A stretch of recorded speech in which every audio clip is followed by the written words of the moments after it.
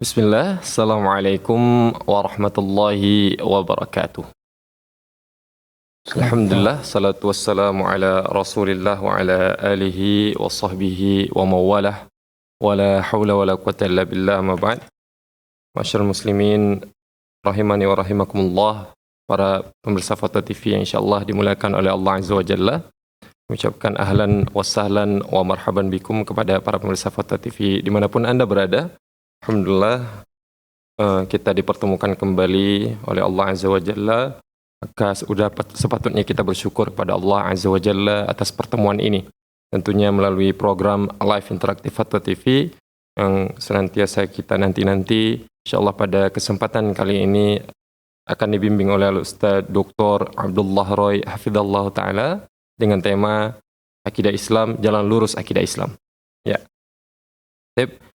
Sebelum dan alhamdulillah kita telah terhubung dengan Al-Ustaz Dr. Abdullah Roy Hafidhallah Ta'ala. Mari sama-sama kita sapa beliau terlebih dahulu. Ya. Assalamualaikum warahmatullahi wabarakatuh, Ustaz. Assalamualaikum warahmatullahi wabarakatuh. Ahlan wa sahlan. Ahlan bikum, Ustaz. Kaifal akhbar, Ustaz? Bagaimana kabar? Khair, alhamdulillah. Kaifa antum? Alhamdulillah, di sini kita sehat juga, Ustaz. Dan insyaallah teman-teman semuanya sehat dan siap untuk kemudian hari ini. Pada kesempatan kali ini kita belajar bersama Ustaz nantinya, Ustaz. Nah, barakallahu fikum. Wa fikum barakallah, Ustaz.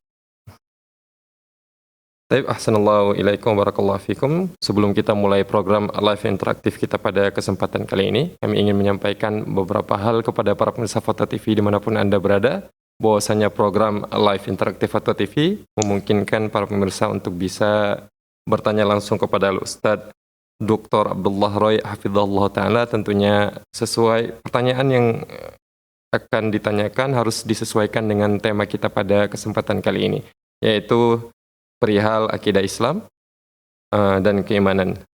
Jadi bagi para pemirsa yang mungkin ingin bertanya kepada Ustaz Dr. Abdullah Roy untuk menyiapkan pertanyaan-pertanyaan yang sesuai dengan tema kita pada kesempatan kali ini. Dan bagi para pemirsa yang ingin bertanya langsung kepada Ustaz Dr. Abdullah Roy Hafidhallah Ta'ala, bisa menghubungi nomor layanan kami nantinya di 0821 7000 6087. Dan kami hanya menerima melalui layanan WhatsApp call, tidak menerima pesan chat melalui WhatsApp. Jadi bagi para pemirsa hanya bisa menelpon melalui WhatsApp call di nomor 0821 7000 6087. Dan kami harapkan kepada para pemirsa untuk bisa menyimpan nomor tersebut supaya memudahkan bagi para pemirsa untuk bisa menghubungi layanan interaktif Foto TV. Ya. Dan tentu saja, tak lupa kami ingin menyapa juga para pemirsa Foto TV yang ikut menyimak program live interaktif kita pada kesempatan kali ini melalui siaran radio. Ahlan wa sahlan wa marhaban bikum. Dan tak lupa pula kami ingin mengajak para pemirsa Foto TV dimanapun Anda berada untuk bisa berjuang bersama kami menyebarkan dakwah Islam ini melalui rekening aktif yang bisa Anda saksikan di layar kaca televisi Anda semuanya.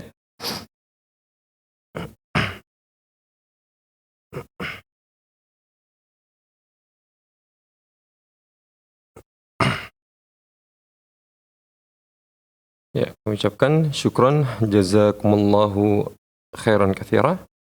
Dan mungkin sebelum untuk mengawali program live interaktif kita pada kesempatan kali ini, Ustaz, kita akan mengawali program live interaktif kita dengan sepatah dua patah nasihat.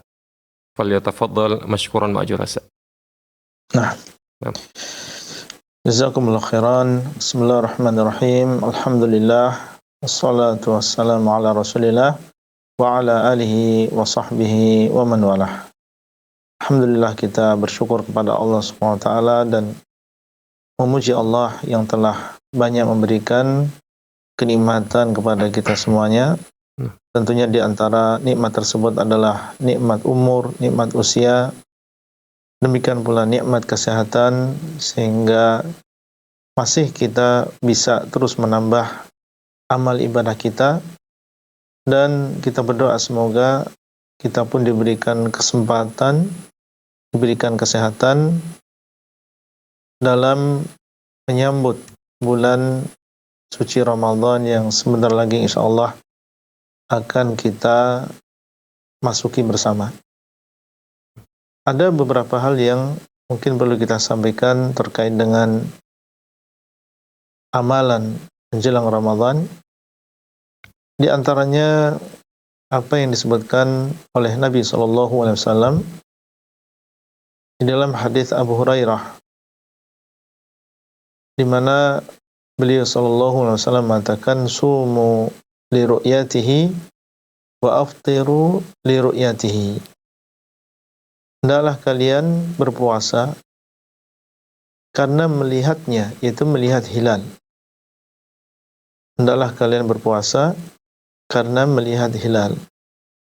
Menunjukkan bahwasanya apabila hilal telah terlihat, maka wajib bagi kaum muslimin untuk berpuasa keesokan harinya. Karena beliau sallallahu alaihi wasallam mengatakan, sumu, hendaklah kalian berpuasa li ru'yatihi, karena melihat hilal.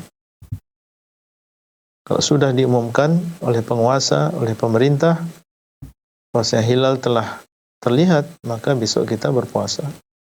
Dan ini menunjukkan bahwasanya masuknya bulan Ramadan adalah dengan ru'yah.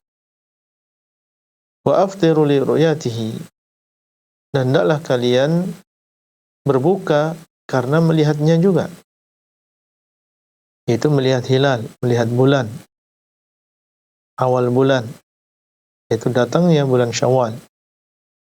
Kalau sudah terlihat hilal bulan Syawal, maka aftiru, hendaklah kalian berbuka, yaitu besok jangan kalian berpuasa. Besok adalah hari raya. Menunjukkan bahasanya berhari raya adalah dengan melihat hilal. Itu kalau dalam keadaan jelas terlihat. Dan tidak semua hari ini dalam keadaan terang, dalam keadaan tidak ada awan. Terkadang ada awan. Apalagi kita sekarang di musim hujan. Bagaimana seandainya tidak terlihat hilal karena mendung? Karena kalau tidak terlihat, ada kemungkinan sebenarnya ada hilal, tapi karena mendung sehingga tidak terlihat oleh manusia. Bagaimana sikap kita? Nabi SAW menjelaskan, fa'in ghummiya alaikum, kalau tertutup hilal tersebut, tertutup mendung misalnya, atau tertutup debu misalnya yang berterbangan, sehingga tidak terlihat. Ada kemungkinan hilal sudah ada, cuma tidak terlihat. Dan ada kemungkinan memang tidak ada hilal. Tertutup mendung sehingga kita tidak bisa menentukan. Dan Nabi SAW mengatakan, fa'akmilul adad, maka adalah kalian menyempurnakan jumlah. Dan maksudnya adalah menyempurnakan jumlah bulan Sya'ban. Dan bulan di dalam Islam kadang 29, kadang 30. Disempurnakan berarti dijadikan 30. Jadi kalau sampai tidak terlihat, berarti besok tanggal 30 Sya'ban. Kalau tanggal 30 Sya'ban berarti tidak berpuasa. Kapan berpuasanya? Besok lusa. Karena Nabi SAW beliau menyuruh kita kalau memang tidak terlihat, ya sempurnakan menjadi 30 hari.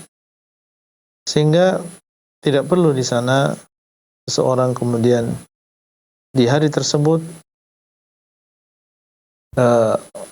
melakukan puasa misalnya, dengan maksud untuk kehati-hatian, mengatakan mungkin saja ini adalah tanggal 1 Ramadan, sehingga dia pun puasa pada tanggal 30 untuk kehati-hatian. Maka ini menyelisih petunjuk Nabi SAW, karena beliau SAW mengatakan fa'akmilu al-adad, hendaklah kalian sempurnakan jumlahnya menjadi 30 hari. Mengapa seseorang kemudian menyelisihi Nabi SAW? Bahkan dalam hadis yang lain, Nabi SAW melarang kita untuk mendahului bulan Ramadan dengan puasa 1 atau 2 hari. Dengan maksud untuk kehati-hatian. Beliau sallallahu alaihi wasallam mengatakan, la taqaddamu Ramadan bisawmi yawmin aw wala yawmain. Janganlah kalian mendahului bulan Ramadan dengan puasa 1 hari atau 2 hari. Tanggal 30 atau tanggal 29 dan juga tanggal 30. Dengan maksud untuk kehati-hatian. Illa rajulun kana yasumu shawman falyasum. Kecuali seseorang yang sudah terbiasa melakukan puasa sebelumnya. Artinya puasanya ada sebab, bukan karena keraguan-raguan. Contoh misalnya, dia sudah terbiasa puasa Senin Kamis. Atau dia memang sudah berpuasa Sya'ban sebelumnya, mengikuti Nabi SAW, memperbanyak puasa di bulan Sya'ban, maka ini tidak masalah. Atau dia bernadar, memiliki hutang puasa nadar,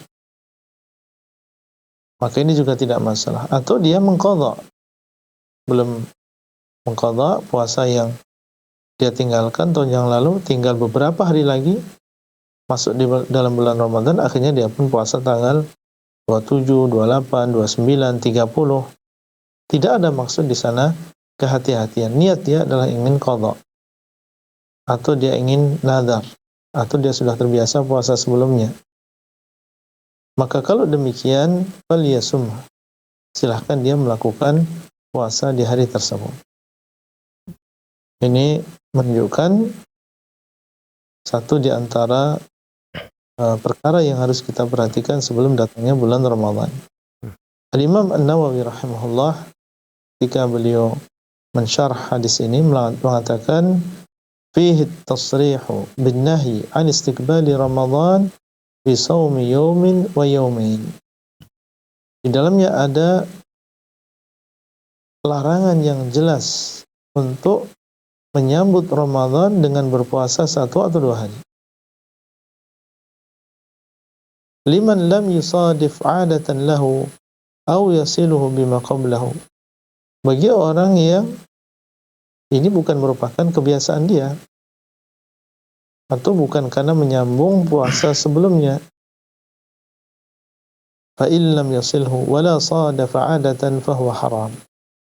Kalau itu bukan menyambung puasa sebelumnya dan itu bukan kebiasaan dia, sekali lagi tujuannya adalah karena berhati-hati, karena itu adalah hari yang meragukan, fa huwa haramun, maka itu adalah sesuatu yang haram. Ini ucapan Al-Imam An-Nawawi rahimahullah, dan kita tahu beliau adalah seorang ulama di dalam mazhab Syafi'i. Hadza huwa as-sahihu fi madhhabina lihadzal hadits. Ini adalah yang sahih di dalam mazhab kami karena hadis di atas. Kemudian beliau juga menyebutkan dalil dari hadis yang lain. Semoga apa yang kita sampaikan di awal pertemuan ini bermanfaat. Wallahu taala a'lam. Nah. Ahsanallahu ilaikum wa barakallahu fikum. Saya mengucapkan atas penyampaian nasihat pembuka yang semoga dengan nasihat tersebut membuat kita lebih siap untuk kemudian menghadapi bulan suci Ramadan yang tinggal menghitung hari ini, Ustaz. Syukran, Ustaz. Jazakumullahu khairan atas nasihatnya. Baik. Dan kami ingin sampaikan kepada para pemirsa Foto TV dimanapun Anda berada bahwa program live interaktif Foto TV atau layanan interaktif Foto TV telah kami buka. Jadi bagi para pemirsa yang ingin bertanya langsung pada Ustaz Dr. Abdullah Roy hafizallahu taala, bisa langsung menghubungi nomor layanan kami seperti yang tertera di layar kaca televisi Anda di 0821 7000 6087. Mungkin sembari menunggu telepon masuk, Ustaz, kita akan bacakan beberapa pertanyaan yang telah masuk melalui meja dengan redaksi kita, Ustaz. Ini ada pertanyaan dari Meila di Tasikmalaya, kota Tasikmalaya, Jawa Barat, yang sepertinya cukup sesuai dengan apa yang akan kita hadapi. Mungkin bisa dikatakan bisa menjadi bekal kita untuk menghadapi bulan suci Ramadan nantinya, Ustaz. Pertanyaannya, Bismillah, Assalamualaikum warahmatullahi wabarakatuh. Ustaz, afwan izin bertanya. Ya, cara sesuai syariat Islam untuk bisa menahan emosi, menahan kesal, menahan amarah, menahan lidah supaya tidak gibah. Seperti apa ya Ustaz agar istiqomah? Lalu bagaimana caranya agar kepala dan pikiran ini tidak pusing dalam masalah apapun, bisa tenang, tidak stres, depresi, dan lainnya. Mohon nasihat dan pencerahannya, Ustaz. Syukran, jazakumullahu khairan. Insyaallah. Nah, barakallahu fikum. Nabi sallallahu alaihi wasallam mengatakan, fa inna asdaqal hadithi kitabullah, wa khairal hadi Muhammadin sallallahu alaihi wasallam.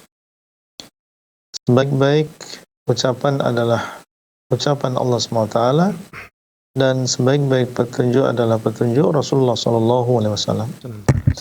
Alhamdulillah, Allah SWT telah membuka hati kita untuk memeluk agama Islam, meyakini kebenaran Islam yang dibawa oleh Rasulullah SAW, dan agama Islam ini adalah agama yang sempurna. Segala sesuatu, alhamdulillah, telah dijelaskan.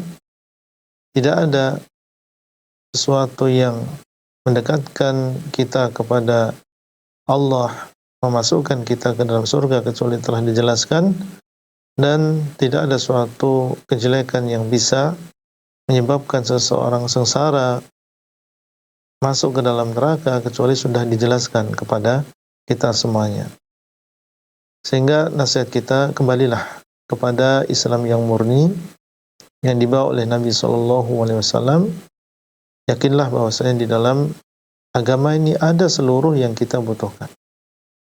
Perkara yang menjadikan kita tenang hatinya, tidak stres, perkara yang menjadikan kita tidak mudah emosi, tidak mudah marah, perkara yang menjadikan kita tidak mudah menghibah orang lain, maka semuanya alhamdulillah sudah dijelaskan di dalam agama ini. Dan di dalam sebuah ayat Allah SWT menyebutkan tentang sebab tenangnya hati. Allah SWT mengatakan, alladzina amanu wa tatma'innu qulubuhum bidzikrillah, ala bidzikrillahi tatma'innul qulub. Orang-orang yang beriman dan tenang hati mereka dengan mengingat Allah. Ketahuilah bahwasanya dengan mengingat Allah maka hati akan menjadi tenang. Siapa yang mengabarkan? Allah Subhanahu wa taala.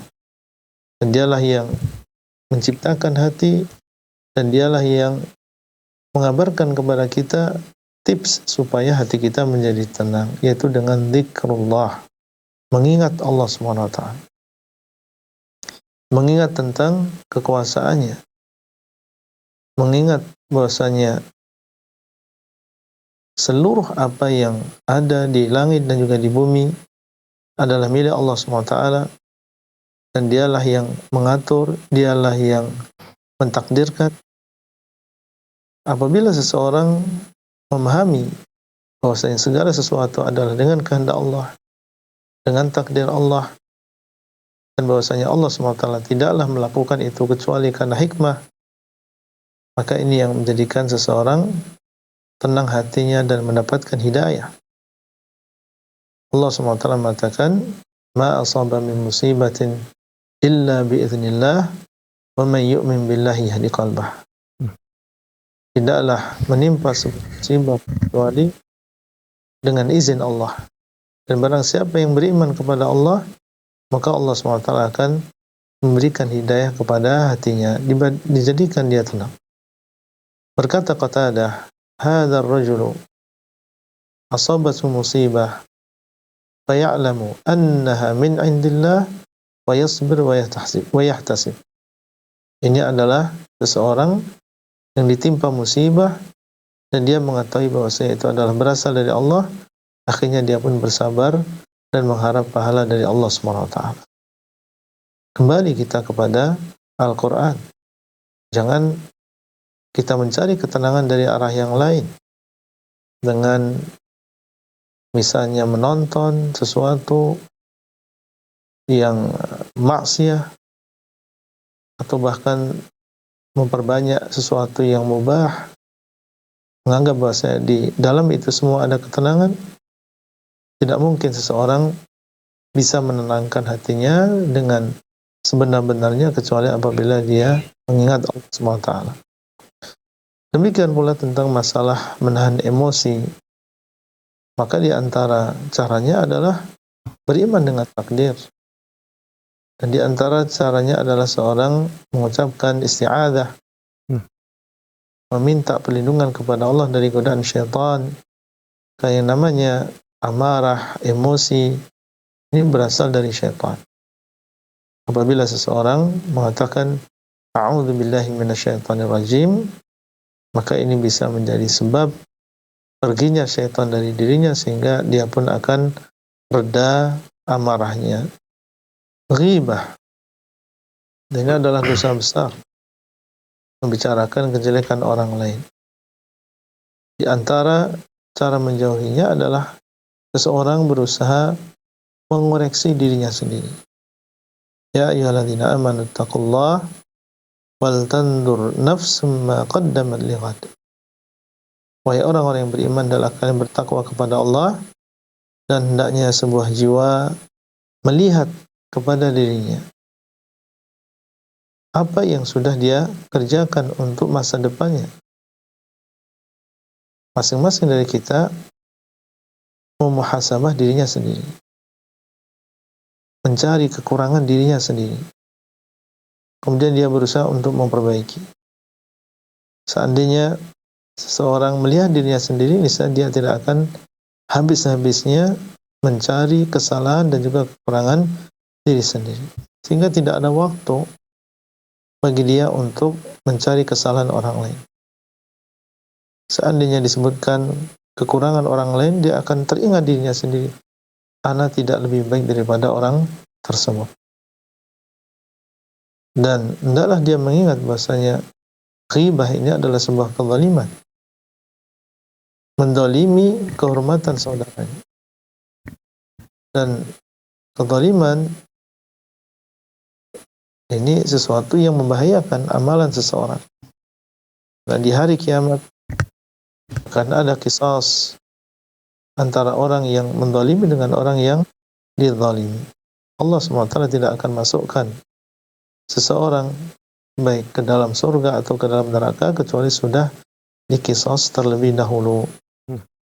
Dan di dunia, orang yang dizalimi doanya mustajab. Seandainya dia mendengar dia dighibahi, dizalimi, kemudian dia mendoakan dengan doa yang jelek, maka dikhawatirkan doa tersebut terkabul sehingga orang yang menghibai ini bisa terkena dampaknya. Nah, Allah Ta'ala a'lam. Assalamualaikum warahmatullahi wabarakatuh, Ustaz.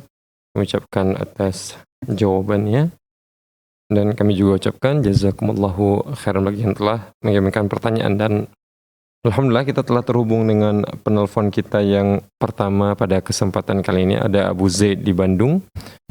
Ya, kita akan sapa beliau terlebih dahulu. Bismillah. Assalamualaikum Fatwa TV. Halo, Assalamualaikum. Waalaikumsalam warahmatullahi wabarakatuh. Ahlan wa sahlan Abu Zaid. Ya, kami persilahkan Abu Zaid untuk pertanyaannya. Ya, Ustaz, izin bertanya. Assalamualaikum warahmatullahi wabarakatuh. Assalamualaikum warahmatullahi wabarakatuh. Ini Ustaz terkait ketenangan hati juga nih Ustaz. Ya, terus terang Ana masih belum tenang ini Ustaz terkait Ana belum melaksanakan rukun Islam yang kelima tentang naik haji. Nah, yang membuat Ana agak tenang ini, Ana pernah tanya Ustadz dulu waktu kajian ya di dekat masjid gitu. Kalau misalkan dengan mendaftar reguler, itu apakah udah menggugurkan kewajiban haji atau belum? Nah, jawaban Ustadznya ya belum katanya, karena rukun-rukun hajinya belum terlaksana. Nah, sampai sekarang Ana masih kepikiran Ustadz karena daftar reguler belum dan ya melaksanakan haji pun belum. Nah, Ana seperti terinspirasi gitu. Ada beberapa lihat tayangan gitu, ada yang sampai jalan kaki dan sampai naik motor gitu ke tanah suci itu. Mana gitu Ustaz yang lebih baik buat anak itu sekarang, apakah lebih baik mendaftar reguler atau pergi sendiri ke sana gitu Ustaz untuk menunaikan haji seperti itu Ustaz? Nah, Cukup jelas pertanyaannya Ustaz ya? Iya Ustaz. Fadhal, Ustaz. Iya, syukran Ustaz. barakallahu fikum, dan semoga Allah SWT menambah semangat penanya secara khusus dan juga para pemirsa untuk melakukan berbagai amal soleh, dan terlebih-lebih adalah sesuatu yang diwajibkan oleh Allah SWT. Di dalam pertanyaan ini disebutkan tentang masalah ibadah haji. Apakah haji reguler yang kita laksanakan bersama pemerintah kita ini sudah cukup sehingga dikatakan seseorang telah melaksanakan kewajibannya sebagai seorang muslim yang mampu menuju ke Baitullah? Kita katakan, nah, sudah cukup. Dan alhamdulillah sudah terpenuhi rukun-rukunnya. Rukun-rukun haji yang pertama adalah niat.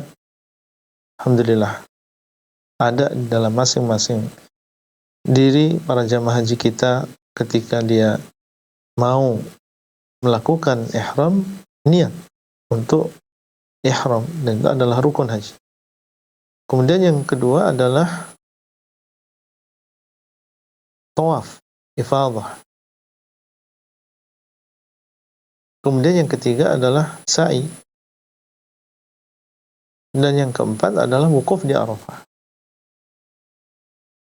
Ini adalah 4 rukun haji yang kalau sampai ditinggalkan dalam keadaan lupa atau sengaja maka tidak sah haji. Alhamdulillah di haji reguler yang seperti ini terpenuhi, sehingga seseorang jangan ada keraguan bagi dia untuk mendaftar ya haji reguler, meskipun kita tahu bahwasanya di saat ini memang menunggunya cukup lama. Tapi kalau seseorang memang kemampuannya demikian, maka hendaklah dia mendaftar dan tidak usah ragu-ragu. Dan yang perlu kita ingatkan di sini, tentunya seorang jamaah haji hendaklah membekali dirinya dengan ilmu. Karena kita dapatkan banyak para jamaah kita ini yang tidak membekali dirinya dengan ilmu.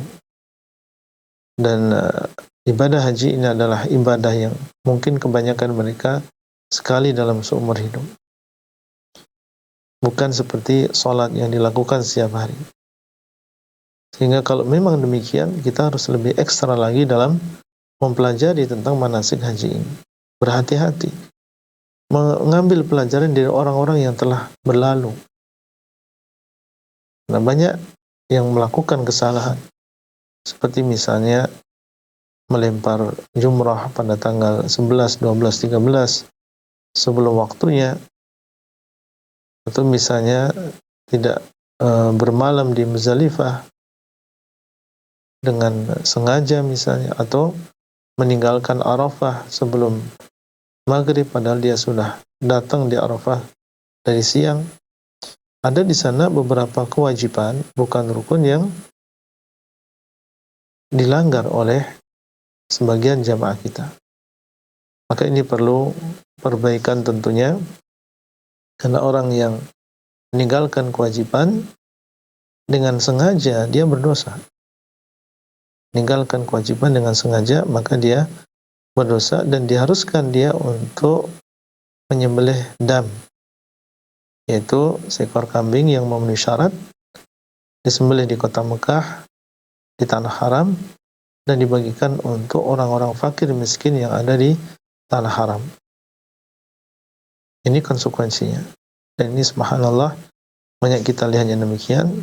Di antara faktornya adalah kejahilan. Nah, Allah Ta'ala a'lam.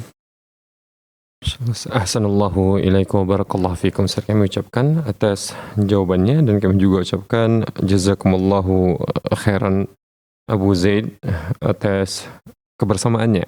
Tapi kita telah terhubung dengan penelpon kita yang selanjutnya, Ustaz. Ada Nada dari Cirebon dan kita akan sapa beliau terlebih dahulu. Assalamualaikum Fatwa TV. Assalamualaikum. Ya. Assalamualaikum Fatwa TV. Iya, waalaikumsalam warahmatullah. Kami persilahkan Ibu untuk pertanyaannya. Ustadz, afwan izin bertanya. Dalam buku Syarah Akidah Ahlus Sunnah wal Jamaah disebutkan salah satu dari 10 pembatal keislaman yaitu memberikan pertolongan kepada orang kafir dan membantu mereka dalam rangka memerangi kaum muslimin. Pertanyaannya adalah, apakah jika membeli produk yang ada hubungannya dengan Israel sama dengan membantu Israel? Dan seperti yang diketahui bahwa sekarang Israel sedang melakukan penyerangan terhadap Palestina. Apakah jika membeli produk yang berhubungan dengan mereka itu termasuk ke dalam kategori pembatal keislaman yang sebelumnya telah saya sebutkan? Syukron jazakumullahu khairan.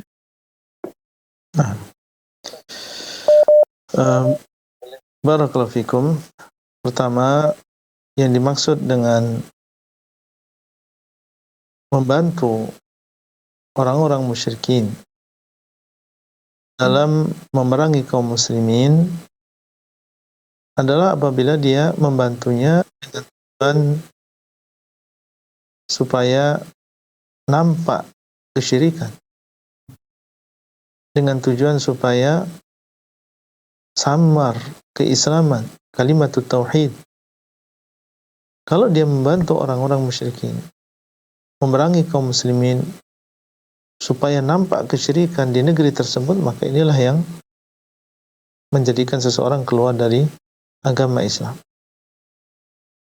Allah SWT mengatakan, Ya ayyuhalladzina amanu la tattakhidul yahuda wan nasara awliya ba'dhum awliya'u ba'd wa may yatawallahum minkum fa innahu minhum. Hai orang-orang yang beriman, janganlah kalian menjadikan orang Yahudi dan Nasrani sebagai penolong-penolong kalian, orang-orang yang kalian cintai. Sebagian mereka adalah penolong bagi sebagian yang lain. Dan barang siapa yang menolong mereka, wala kepada mereka, maka sesungguhnya dia termasuk golongan mereka. Di antara maknanya adalah dalam satu keadaan bisa menjadikan seseorang keluar dari agama Islam. Seperti yang tadi kita sebutkan. Adapun orang yang menolong mereka dan mengetahui tentang kebatilan agama mereka dan tujuannya bukan karena ingin nampak agama orang-orang kafir, tapi dia lemah iman dan karena ingin dunia. Seperti contohnya misalnya terjadi peperangan antara negara Islam dengan negara kafir. Kemudian ada orang Islam, dia dalam keadaan fakir, dalam keadaan butuh uang, ditawarin oleh musuh. Mau nggak berperang dengan bersama kita melawan orang Islam? Tujuannya adalah karena ingin dapat 2 juta, 3 juta saja. Maka orang yang seperti ini tentunya tidak bisa disamakan dengan orang yang pertama tadi. Dia lemah iman, dia berdosa, tapi tidak sampai mengeluarkan seseorang dari agama Islam. Ini kalau memang benar-benar terjadi peperangan. Dan maksud orang tadi bukan karena ingin menampakkan kesyirikan, tapi karena dunia yang ingin dia dapatkan. Dia berdosa. Tidak sampai mengeluarkan dia dari agama Islam. Apalagi di sini adalah masalah pemboikotan, ya. Sebuah merek, apakah dikatakan bahwa orang yang membeli merek tersebut kemudian dihukumi dia telah membantu orang kafir melawan orang Islam dengan maksud supaya nampak agama orang kafir tersebut? tentunya tidak bisa dikatakan demikian. Ada sebagian mereka membeli ya karena kebutuhan, karena memang sudah terbiasa menggunakan barang tersebut. Dia cinta Islam, dia mencintai kaum muslimin, mengetahui bahwasanya Allah SWT dialah al-ilahul haq, Islam adalah agama yang benar, tapi dia membeli barang tersebut ya dengan tujuan karena sudah terbiasa memakai barang tersebut, bukan karena ingin menampakkan agama orang-orang musyrikin atau orang-orang kafir, sehingga tidak dikatakan dia telah keluar dari agama Islam. Apalagi di sana ada ijtihad. Ada ijtihad, kadang salah, kadang benar, dan ijtihad tersebut bukan berasal dari pemerintah, tapi dari sebagian ulama, dan dia bisa salah, bisa benar, bisa diterima ijtihadnya kalau memang sesuai dengan dalil, dan bisa ditolak ijtihadnya kalau memang tidak sesuai dengan dalil. Dan itu tidak bisa mengharuskan, ya sifatnya tidak bisa mengharuskan. Itu adalah fatwa sebagian, bukan keputusan dari pemerintah atau penguasa kita yang mengatakan misalnya kalian ya tidak boleh untuk menggunakan merek ini atau dagangan ini. Tujuannya adalah untuk melemahkan musuh.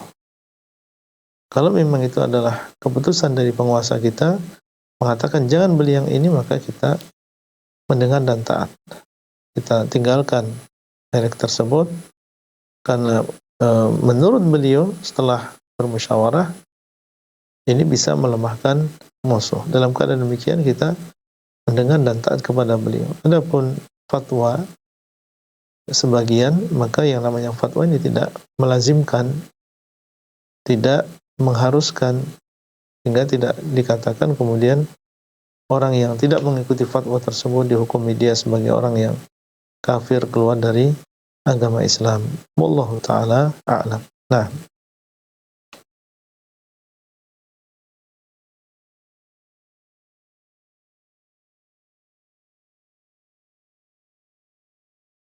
Assalamualaikum ilaikum wa barakallahu fikum. Jazakumullahu khairan kami ucapkan atas jawabannya, dan kami juga ucapkan jazakumullahu khairan kepada Nada yang telah menggunakan layanan live interaktif kita pada kesempatan kali ini. Dan kita telah terhubung dengan penanya kita yang selanjutnya, ada Tina dari Medan. Kita akan sapa beliau terlebih dahulu. Assalamualaikum Fatwa TV. Ya. Halo, Assalamualaikum Fatwa TV. Halo. Iya. Ya, kami persilahkan Ibu untuk pertanyaannya. Ustadz, saya mau tanya bagaimana hukum suami yang mengiyakan perceraian atas permintaan istri.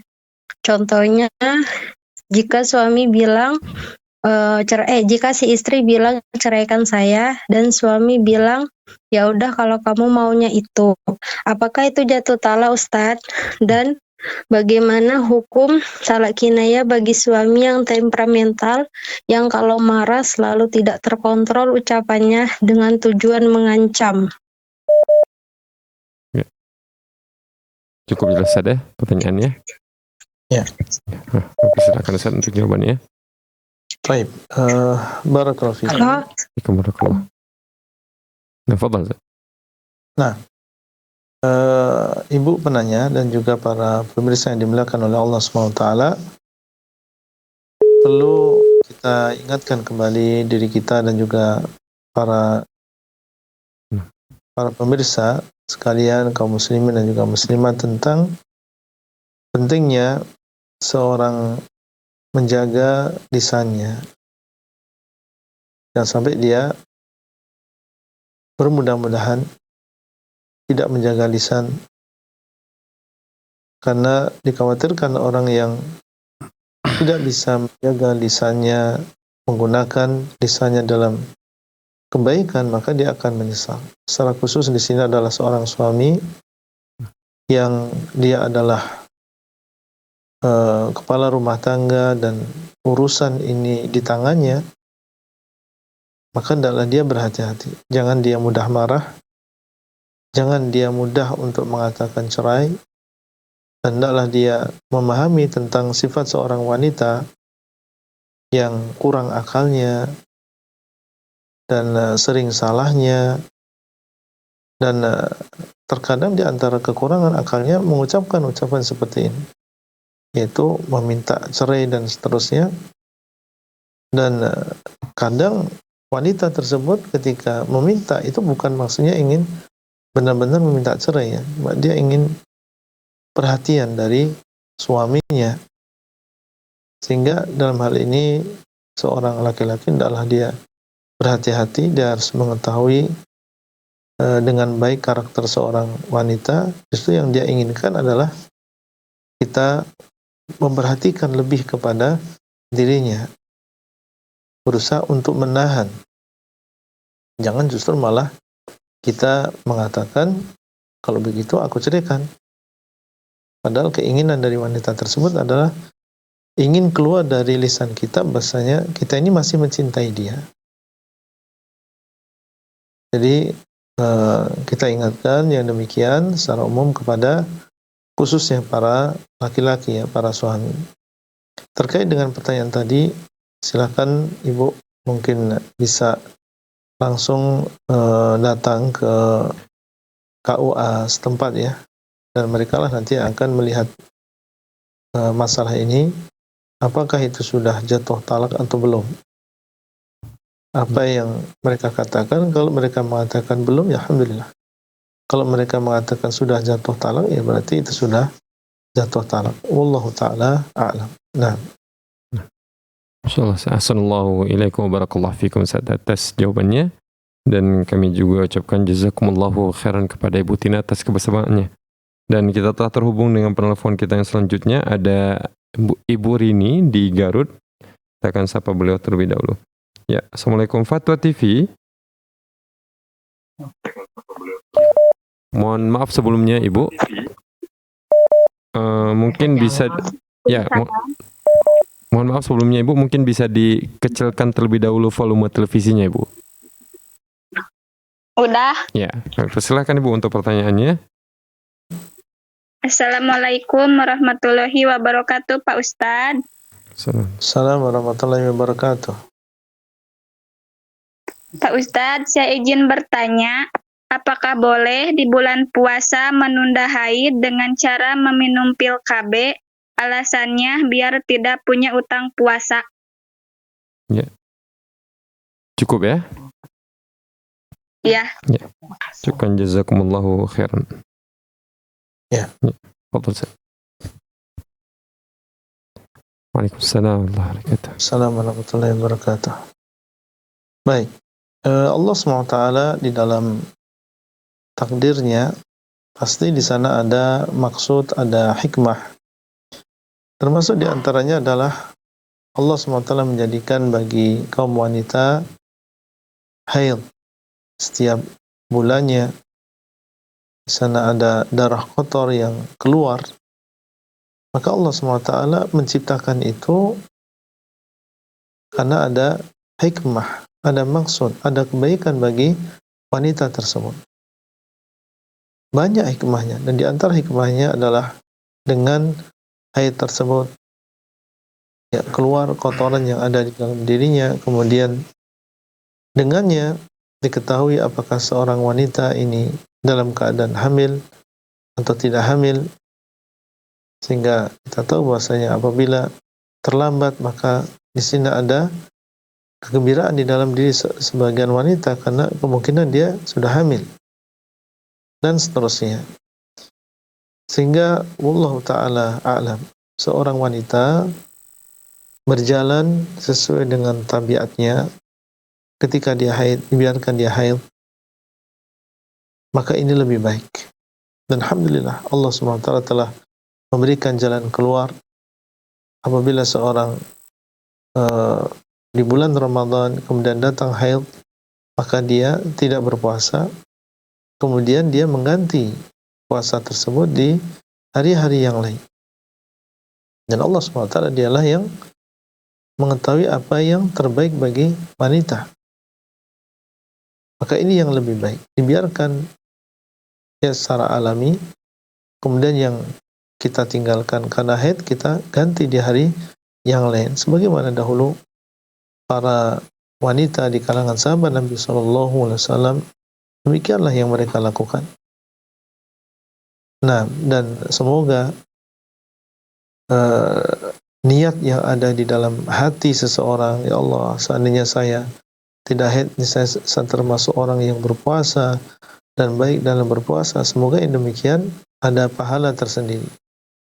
Demikian pula seseorang dalam keadaan dia haid, maka dia masih bisa melakukan berbagai ibadah seperti bersedekah, kemudian membaca Al-Quran tanpa menyentuh mushaf, dan ibadah-ibadah yang lain.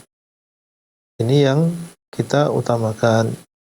Adapun seandainya seseorang mau meminum pil atau obat yang menunda haid, sehingga akhirnya dia bisa melaksanakan puasa di bulan Ramadan secara sempurna, kalau memang terpenuhi syarat, di antaranya adalah aman, tidak termudarati, karena sebagian wanita ketika minum obat tersebut justru malah termudarati.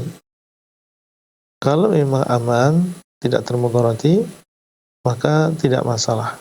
Ya, bukan merupakan dosa, dan yang lebih baik kita biarkan haid tersebut datang secara alami. Wallahu ta'ala a'lam. Nah, Assalamualaikum warahmatullahi wabarakatuh atas jawabannya. Dan kami juga ucapkan jazakumullahu khairan kepada Rini dari Garut yang telah bertanya. Dan kita telah terhubung dengan penanya kita yang selanjutnya, ada Ummu Azizah di Tangerang. Kita akan sapa beliau terlebih dahulu. Ya, bismillah. Assalamualaikum Fatwa TV. Ya. Halo, assalamualaikum. Waalaikumsalam warahmatullahi wabarakatuh. Ahlan. Ya. Ya, kami persilakan nih. Ya, Ummu Azizah. Izin bertanya. Ini qadarullah ya. Saya kan tahun lalu, Ramadan tahun lalu itu kan saya kan nyusuin anak saya ya. Jadi Jadi saya kadang puasa, kadang enggak.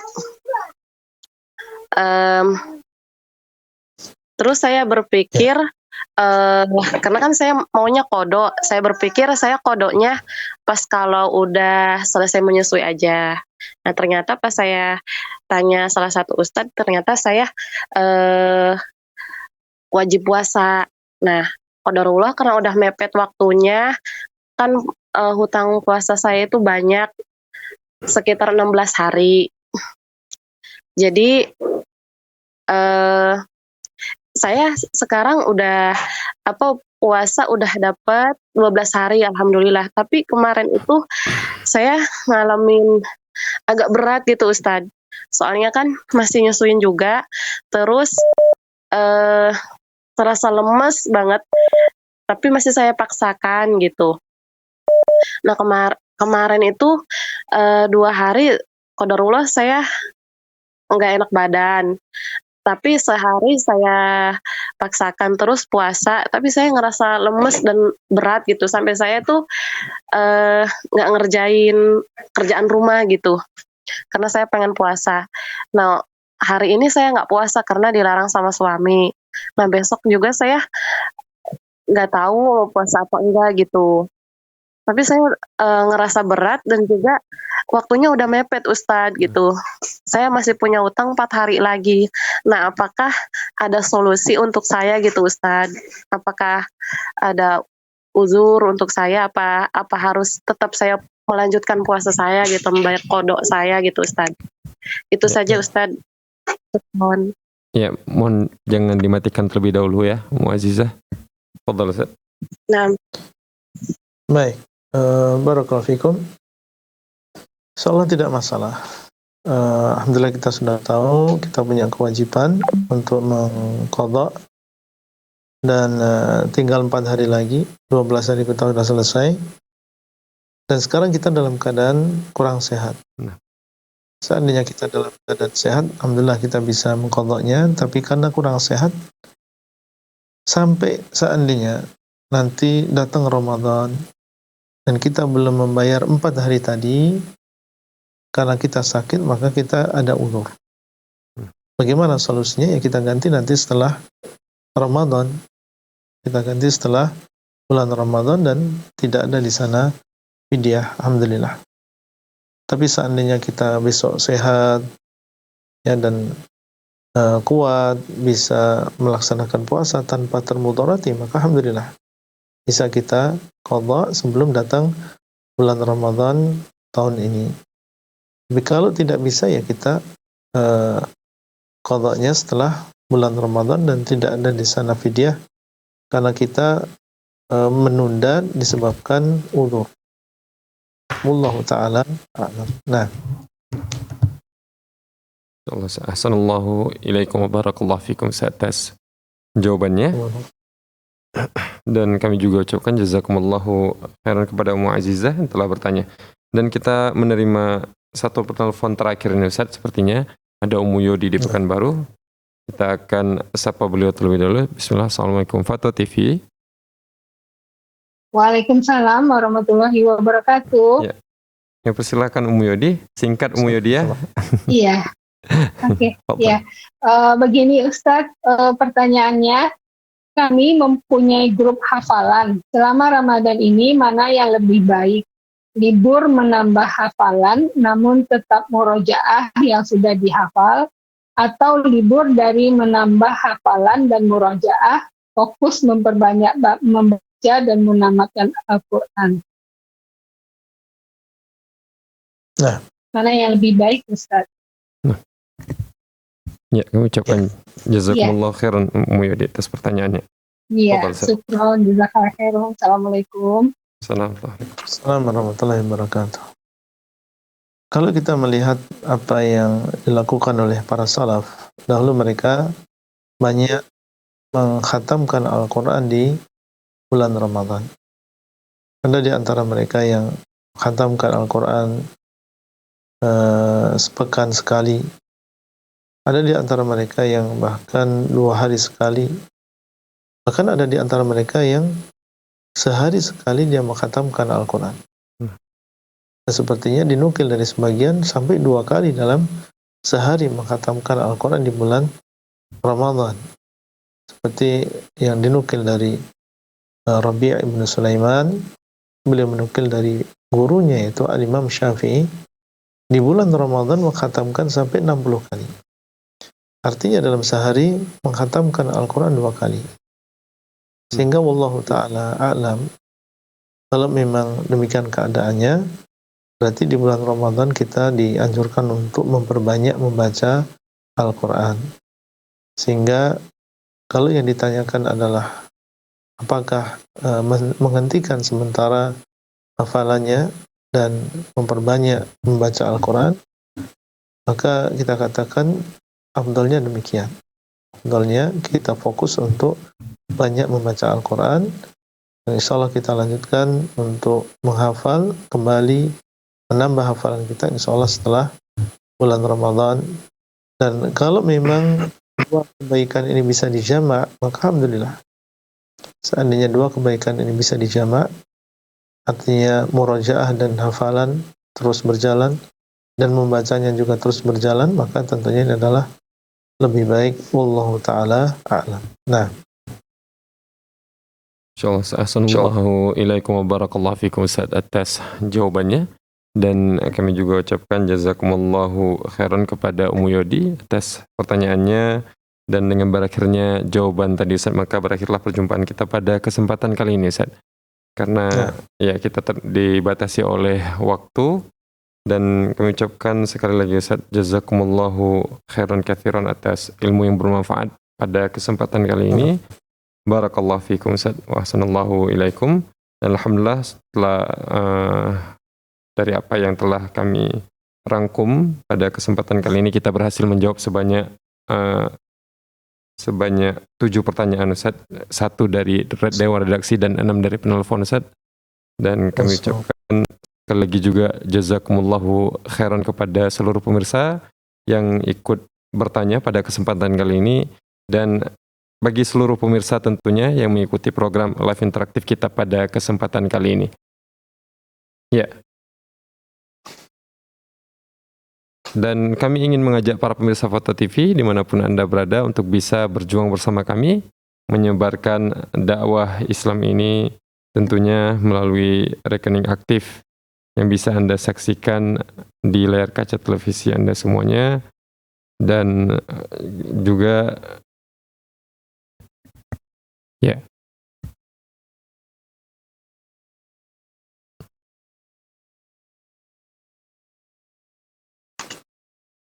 Syukran, jazakumullahu khairan. Dan saya mewakili seluruh kerabat kerja yang bertugas dari studio Fatwa TV Jakarta, pamit undur diri. Sallallahu ala nabiyina Muhammad. Wassalamualaikum warahmatullahi wabarakatuh.